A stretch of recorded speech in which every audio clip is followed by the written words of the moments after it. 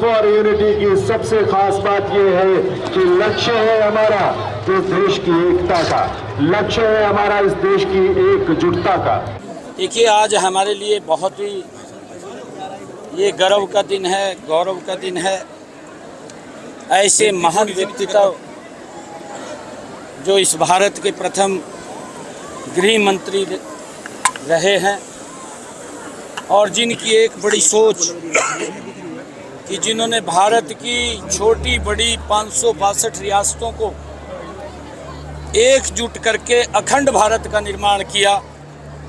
ऐसे महान व्यक्तित्व सरदार वल्लभ भाई पटेल जी की 150वीं जयंती के अवसर के ऊपर मैं पूरे हरियाणा प्रदेश वासियों को, देशवासियों को बहुत बहुत बधाई और शुभकामनाएं देता हूं। और आज इस उपलक्ष्य के ऊपर सरदार वल्लभ भाई पटेल की 150वीं जयंती के अवसर के ऊपर रन फॉर यूनिटी उनको समर्पित हजारों की संख्या में आज हमारे युवा साथी, हमारे बुजुर्ग, महिलाएं और बच्चों ने आज इस रन फॉर यूनिटी में हिस्सा लेकर के उनको सच्ची श्रद्धांजलि देने का काम किया है।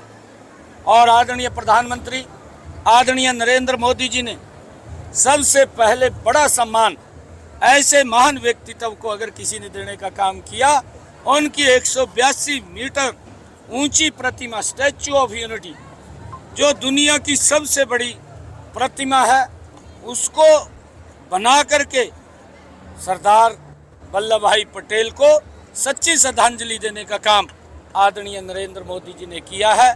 जब उनके 150 वर्ष उनकी जन्म जयंती के पूरे हुए तो आदरणीय प्रधानमंत्री जी ने ये निर्णय किया कि सरदार के नेतृत्व में सरदार वल्लभ भाई पटेल को समर्पित पूरे वर्ष भर उनकी याद में विभिन्न कार्यक्रम चलेंगे और उनको ऐसे महान व्यक्तित्व के कार्यों को और उन्होंने जो दिशा दी है उसको याद करने का अवसर हमें मिलेगा।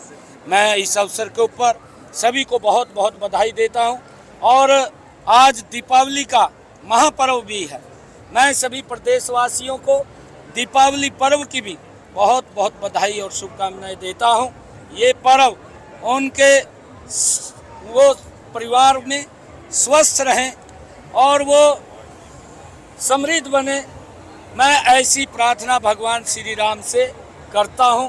ये महापर्व हम सब के लिए एकता, भाईचारे और प्रेम को बढ़ाने वाले ये पर्व है।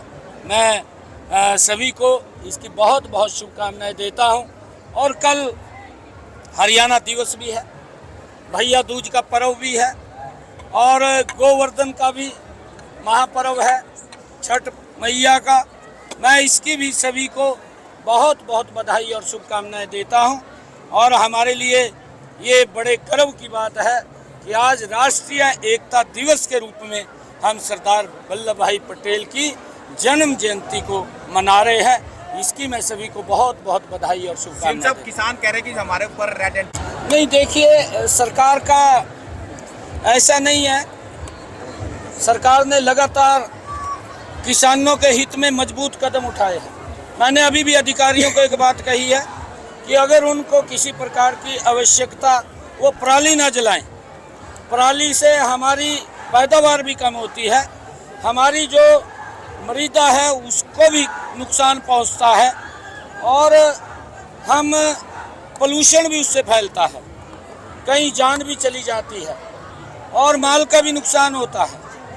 हमने किसानों की सुविधा के लिए, चाहे रिपर की बात है चाहे बेलर की बात है, मैंने अधिकारियों को कहा है कि अगर हमारे किसानों को और उसकी आवश्यकता है तो सब्सिडी को उसको हम उपलब्ध कराएंगे।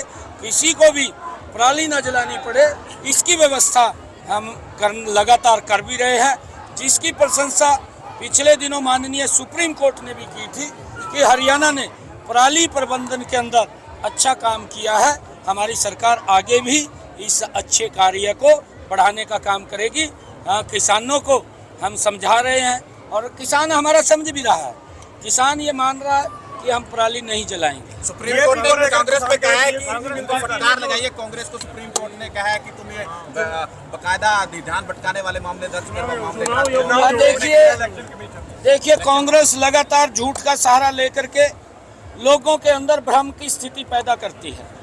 उसका ये भी झूठ, क्योंकि जब कांग्रेस हार गई, कांग्रेस को किसी ने घास ही नहीं डालिया। जब किसी ने घास नहीं डालिया तो ये बुक किया कांग्रेस तो पड़ी है। जब बुक किया तो फिर तरह तरह के आरोप लगाएंगे, और जब ये आरोप लगाते हैं तो लोग समझ रहे हैं कि ये तो खाली सत्ता में इसलिए आते हैं कि भ्रष्टाचार को हम करें, इसलिए वो सत्ता के अंदर आते हैं। माननीय जो हमारे चुनाव आयुक्त हैं, जो चीफ इलेक्शन कमीशन है, उन्होंने जो फटकार कांग्रेस को लगाई है कि आपका हर रोज का काम हो गया, आप इधर से उधर घूमते हैं, जब हारते हैं तो ईवीएम को दोष देते हैं, जब जीतते हैं फिर किसी को दोष नहीं देते। ये दोहरे चेहरे इनके हैं और ये झूठ बोलते हैं। उसका नकाब उतर चुका है। कांग्रेस का अब कुछ बनने वाला नहीं है। झूठ से एक दो स्टेट के अंदर ये सरकार ले आए, परंतु अब महाराष्ट्र में भी बीजेपी आ रही है, झारखंड में भी आ रही है, क्योंकि लोगों ने कांग्रेस के चेहरे को देख लिया है, पढ़ लिया है। डीएपी को लेकर किसान कह रहे हैं कि और कांग्रेस उनका साथ दे, कांग्रेस कह रही है डीएपी है ही नहीं। में दिक्कत आ रही है। डीएपी की कोई दिक्कत समस्या नहीं है, क्योंकि थोड़ा आने में देरी हुई है और जल्दी ही लगातार वो पूर्ति हो रही है। किसी को कोई दिक्कत समस्या नहीं है।